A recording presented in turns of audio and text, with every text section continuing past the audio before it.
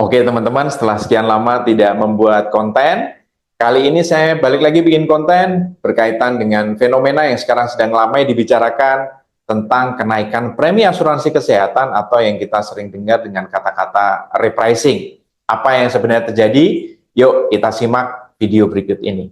Oke, kalau kita bicara perkara repricing atau kenaikan premi asuransi kesehatan, paling tidak ada 4 hal yang kita akan bahas di video ini yang semoga ini menjawab pertanyaan semua teman-teman. Pertama, kenapa sih premi asuransi kesehatan kita naik gitu ya? Tiba-tiba setelah ya tidak ada apa-apa, kemudian pandemi juga sudah selesai, preminya naik. Lalu sebenarnya apa sih penentuan atau cara penghitungan premi asuransi kesehatan? Apa saja variabel-variabel yang berpengaruh pada saat penentuan premi asuransi kesehatan? Lalu tentu saja apa sebenarnya sebagai nasabah sikap kita menghadapi kenaikan premi asuransi kesehatan, ataukah kita lanjutkan, ataukah kita tinggalkan, atau kita mungkin gantikan dengan produk lain atau mungkin perusahaan asuransi lain. Dan yang keempat, ini yang paling banyak ditanya dan suka menjadi salah satu bahan yang menurut saya perlu dicermati adalah pemilihan apakah saya perlunya asuransi kesehatan tradisional atau unit link. Jadi akan kita bahas 4 hal berikut ini. Nah, kita akan bahas yang pertama dulu mengenai fenomena repricing atau premi asuransi kesehatan yang naik. Yang kita harus tahu atau kita sering lihat mungkin di berita sudah muncul bahwa premi asuransi kesehatan naik hingga 40%.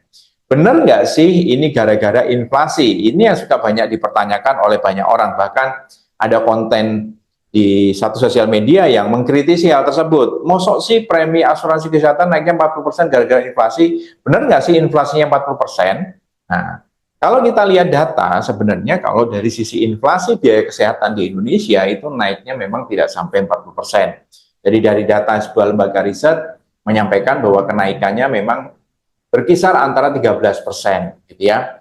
Dan kenapa inflasi biaya medis ini cukup tinggi? Karena kebanyakan alat-alat medis dan bahan-bahan medis yang ada di Indonesia itu masih datangnya dari impor. Kita tahu bahwa nilai tukar kita, rupiah kita dengan dolar itu masih belum bisa berimbang, yang membuat bahkan naik terus ya dolarnya, yang membuat tentu saja dengan makin banyaknya impor biaya kesehatan, fasilitas kesehatan, itu membuat inflasinya juga semakin tinggi. Tapi kenapa hanya inflasi 13% membuat kenaikan preminya naik 40%? Nah, hal lain yang kita harus lihat adalah ini data dari Asosiasi Asuransi Jiwa Indonesia yang memang anggotanya adalah perusahaan-perusahaan asuransi yang mengeluarkan produk asuransi kesehatan. AAJI mencatat bahwa klaim asuransi kesehatan pada kuartal 1 2024 itu mencapai 5,96 triliun. Di mana mungkin angka ini mungkin nggak terlalu kebayang, tapi kalau dihadapkan pada peningkatannya, ini adalah naik 29,4% secara tahunan dibandingkan tahun lalu. Which is ini sesuatu yang luar biasa gitu ya. Bahkan mungkin kalau teman-teman mencermati laporan keuangan BPJS Kesehatan, walaupun ini tidak apple to apple, karena BPJS Kesehatan tentu saja adalah jaring sosial berbasis iuran ya, bukan asuransi murni, karena di sana tidak ada sistem seleksi atau underwriting. Baru di tahun 2023 antara premi yang masuk dengan jumlah klaim yang dibayar itu lebih banyak jumlah klaim yang dibayar. Nah ini kalau kita dihadapkan pada sebuah perusahaan itu boleh dikatakan ini rugi sebenarnya ya perusahaan, karena uang masuk lebih sedikit dibandingkan uang keluar. Tapi ini fenomena yang memang terjadi di tahun 2024 ya. Itu yang pertama. Lalu kita juga mencermati satu fenomena, mungkin teman-teman sudah baca beritanya di media mengenai apa yang disebut sebagai overutilization gitu ya. Apa sih sebenarnya overutilization gitu? Mengapa dia menyebabkan menyumbang kenaikan pada premi asuransi kesehatan? Nah, kalau kita lihat overutilization itu adalah salah satu fenomena di mana rumah sakit terutama sebagai salah satu layanan kesehatan itu memberikan layanannya secara berlebihan atau tidak perlu. Bahkan mungkin teman-teman mungkin pernah baca berita BPJS memutus kerjasama dengan beberapa rumah sakit karena dianggap fraud, yaitu tadi mungkin overutilization. Misalnya contoh, ada seseorang sebenarnya didiagnosa tidak memerlukan rawat inap, tetapi mungkin rumah sakit memutuskan untuk rawat inap karena bisa jadi nasabah tersebut punya asuransi. Mungkin ada rumah sakit yang berpikir, ya sudah, toh di cover sama asuransi, rawat inap aja, padahal dia mungkin tidak memerlukan.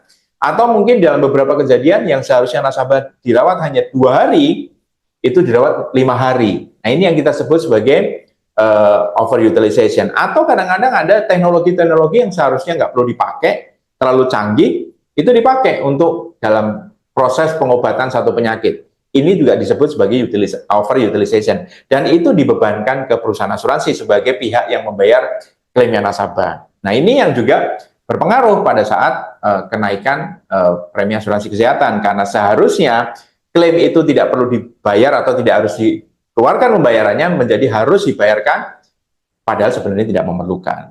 Gitu ya. Nah, ini yang membuat satu hal lagi yang kita baca beritanya di media, loss ratio asuransi kesehatan di Indonesia, perusahaan-perusahaan asuransi di Indonesia itu melonjak 100%. Apa sih loss ratio 107%? Kalau dibaca secara sederhana, loss ratio 107% artinya saya mendapatkan uang dari premi nasabah 100, tetapi saya harus membayar klaimnya itu 107, sehingga sebenarnya minus 7%. Nah, ini yang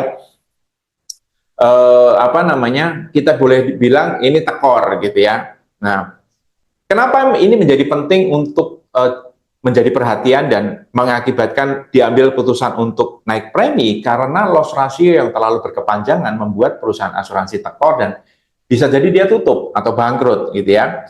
Sedangkan filosofi dari perusahaan asuransi adalah pengen memberikan pelayanan jangka panjang, ya kan? Kalau kita bicara asuransi jiwa, nasabah membayar premi, membayar kewajibannya untuk memperoleh manfaat yang kita belum tahu kejadiannya kapan. Ya, misalnya dalam hal misalnya sakit atau meninggal dunia. Dan perusahaan asuransi berkomitmen untuk menyediakan uang untuk membayar klaimnya.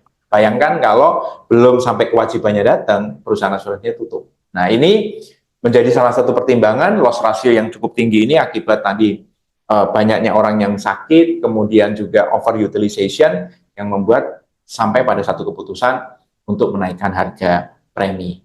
Nah, tapi mungkin kita pengen lebih jauh lagi mendalami mengenai sebenarnya apa saja sih faktor untuk menentukan variabel-variabel untuk menentukan penghitungan premi asuransi kesehatan terutama. Saya pernah menulis di buku saya Menikah dengan Nasabah, yang ini teman-teman bisa dapatkan di BHR Store, BHR Publishing Store, mohon maaf, di Tokopedia, di mana di buku ini saya bercerita tentang semua hal berkaitan dengan asuransi kesehatan yang perlu kita tahu, dan di salah satu bahasan yang kita bahas adalah variabel-variabel yang menentukan perhitungan biaya asuransi kesehatan. Pertama adalah namanya tabel morbidita. Tabel morbidita adalah satu tabel statistik yang mengelompokkan satu populasi dalam kelompok-kelompok usia dan risiko dia terhadap sakit, gitu ya. Dan ini kita punya namanya tabel morbidita Indonesia yang dipakai oleh hampir semua perusahaan asuransi. Terus kemudian tentu saja ada usia. Kita tahu makin tua seseorang maka dia makin rentan terkena risiko sakit, sehingga jangan heran kalau sudah masuk asuransi kesehatan dalam usia yang sudah tua atau sudah senior itu pasti preminya lebih mahal. Lalu yang ketiga, peluang kejadian. Nah, ini menarik karena pasca pandemi peluang kejadian sakit menjadi lebih tinggi. Ya, entah karena situasi kesehatan si nasabah, entah karena lingkungan gitu ya. Tapi boleh dibilang peluang kejadian untuk sakit menjadi lebih tinggi, apalagi orang-orang yang survive dari COVID. Biasanya tidak bisa pulih 100%, maka peluang kejadian dia sakit itu menjadi lebih tinggi, dan itu di-cover oleh asuransi kesehatan ya kalau dia masuk jauh sebelum COVID gitu ya. Terus kemudian, nah ini yang menarik, jumlah hari rata-rata. Jumlah hari rata-rata dirawat itu bisa karena memang memang dia memerlukan perawatan sejumlah hari. Bisa juga ternyata overutilization tadi. Ada rumah sakit yang bilang kamu harusnya 2 hari aja, tapi dia bilang ke nasabahnya udah nggak apa-apa, dirawat 5 hari aja untuk recovery. Padahal harusnya 2 hari udah selesai. Ini mengakibatkan juga premi menjadi jauh lebih mahal karena resiko yang ditanggung oleh perusahaan asuransi juga lebih besar, gitu ya. Itu jumlah hari rata-rata. Juga mungkin karena penyakitnya. Dulu penyakit-penyakit cukup 2 hari, 3 hari. Sekarang penyakit-penyakit yang terjadi sekarang itu membutuhkan waktu lebih panjang untuk perawatan. Dan benefit. Nah, ini menarik nih nanti. Ini saya akan bahas khusus mengenai benefit dengan apa yang kita sebut sebagai copay atau deductible. Nah, benefit adalah manfaat yang akan diterima oleh nasabah dari asuransi kesehatan yang dia beli, baik dari sisi kamarnya, perawatannya, kemudian obat-obatannya, itu berkaitan dengan benefit. Tentu saja kalau benefitnya makin bagus, preminya juga semakin mahal. Gitu ya. Itu adalah faktor-aktor atau variabel-variabel penentu premi asuransi kesehatan. Sehingga di dalam buku itu saya ceritakan juga bagaimana cara menghitung premi berdasarkan rumus statistik yang saya sudah cantumkan di dalam buku tersebut, gitu ya. Nah, ini menjadi menarik berkaitan dengan fenomena ada beberapa perusahaan asuransi yang menerapkan sistem copay dan deductible. Jadi karena copay dan deductible adalah dua hal yang berbeda. Ini supaya kita pahami, gitu ya. Saya pernah baca di sosial media atau saya pernah lihat di sosial media saya kira itu mungkin agen asuransi yang bilang bahwa OJK menggariskan bahwa semua asuransi kesehatan harus melakukan sistem copay, menjalankan sistem copay atau deductible. Di mana dalam sistem copay atau deductible ini nasabah tetap harus mengeluarkan sejumlah uang sendiri atas biaya perawatan yang dia terima. Artinya nasabah dirawat, yang tadinya asuransi kesehatannya tidak perlu mengeluarkan uang sendiri, semua di-cover oleh perusahaan asuransi, sekarang harus mengeluarkan uang sendiri. Bapak Ibu, aturan mengenai copay dan deductible, saya belum pernah baca OJK pernah mengeluarkan aturan khusus. Oke ya, saya tegaskan saya belum pernah baca aturan khusus dari OJK mengenai copay dan deductible. Copay dan deductible adalah salah satu strategi dari perusahaan asuransi untuk menekan premi asuransi kesehatan sebenarnya. Ya, jadi ada perusahaan asuransi yang menerapkan produknya menggunakan copay dan deductible. Supaya apa? Supaya preminya lebih terjangkau oleh nasabah. Karena copay dan deductible ini membuat manfaat yang diterima nasabah itu akan berkurang. Ya dong, kalau dulu semua dibayar as a charge gitu ya. Tapi dengan adanya copay atau deductible, nasabah tetap harus mengeluarkan uang sendiri walaupun dia punya asuransi untuk membayar biaya perawatannya. Dan ini biasanya berkaitan dengan produk gitu ya. Jadi tidak benar bahwa copay dan deductible itu harus diterapkan oleh semua perusahaan asuransi. Tergantung, balik lagi ke perusahaan asuransinya akan menerapkan sistem copay atau deductible ini atau tidak gitu ya. Jadi tidak ada aturan khusus yang memaksa semua perusahaan asuransi menggunakan sistem copay atau deductible. Jadi tergantung kebutuhan Bapak Ibu. Kalau Bapak Ibu mau misalnya dirawat di rumah sakit, memiliki asuransi, tapi supaya preminya murah mengeluarkan uang sendiri, silahkan pilih ini. Tapi kalau pengen peace of mind, tidak mau lagi, ya udah saya punya asuransi ya, kalau bisa dibayar asuransi semua, ya pilihlah produk yang tidak ada copay dan deductible-nya. Gitu ya, Bapak Ibu, ini supaya kita clear. Nah, pertanyaan terakhir adalah, apa pilihan saya buat nasabah? Gitu ya. Sebagai nasabah, apa pilihan saya?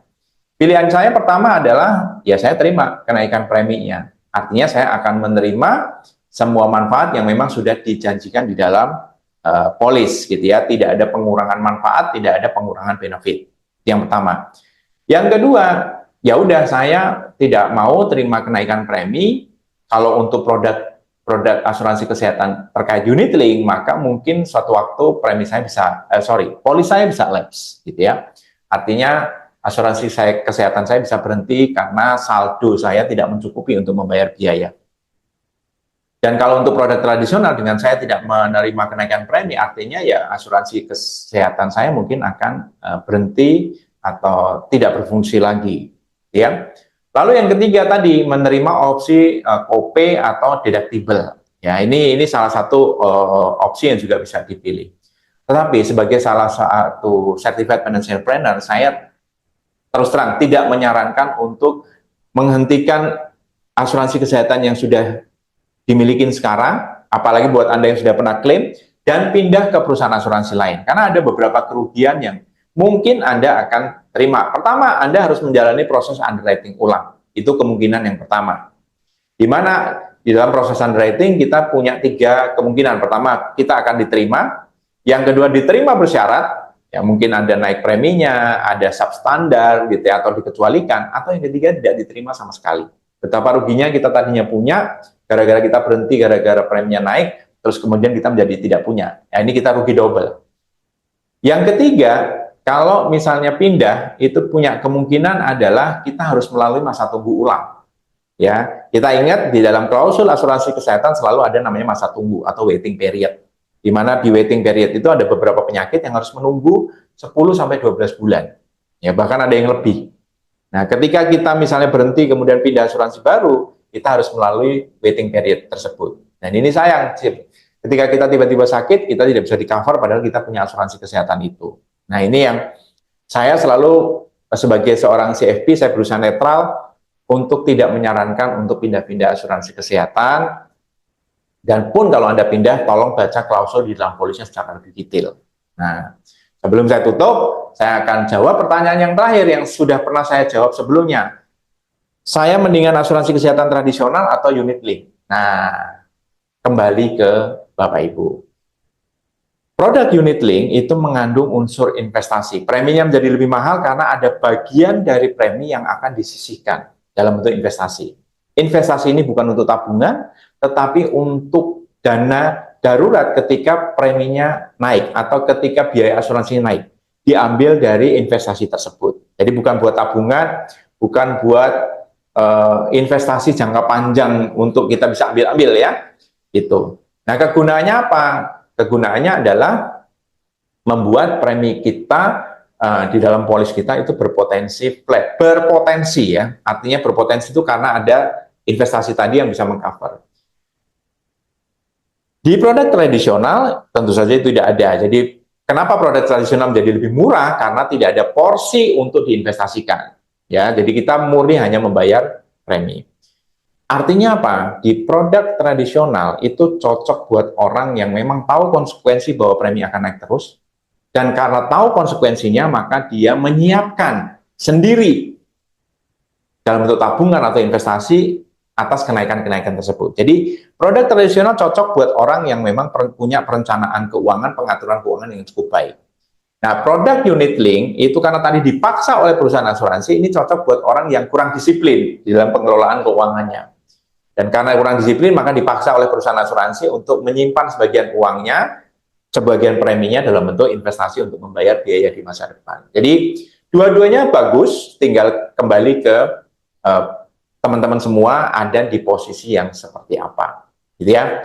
Jadi, itu yang saya bisa jelaskan mengenai kenaikan premi asuransi kesehatan, dasar-dasarnya, apa yang sedang terjadi, dan sebaiknya saya sebagai nasabah mesti ngapain, pilih apa, dan pilih produk yang seperti apa. Semoga konten ini cukup menginspirasi dan teman-teman mendapatkan sesuatu dari konten ini dan bermanfaat. Terima kasih, jangan lupa like, share, dan subscribe.